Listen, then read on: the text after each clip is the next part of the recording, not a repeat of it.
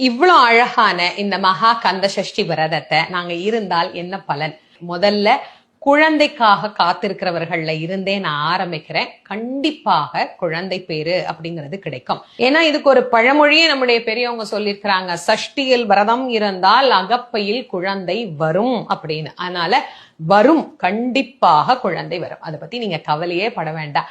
ஏன்னா ஒரு குழந்தை இல்லைன்னா அதனால எவ்வளவு மன உளைச்சலுக்கு ஆளாகும் அப்படிங்கிறது எனக்கு ரொம்ப நல்லாவே தெரியும். அதனால கவலையே படாதீங்க.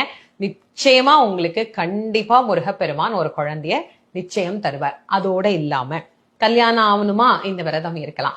கடுமையான நோய் இருக்கு அப்படின்னா அந்த நோய் நீங்கும். ரொம்ப ஏழைங்க நானு, எனக்கு வருமானமே இல்லை அப்படின்னா செல்வம் பெருகும். எந்த வேலைக்கு போறதுன்னே எனக்கு தெரியலைங்க, எனக்கு வேலையே கிடைக்க மாட்டேங்குதுங்க அப்படின்னா நல்ல வேலை கிடைக்கும்.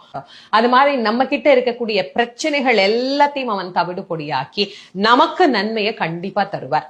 நிச்சயம்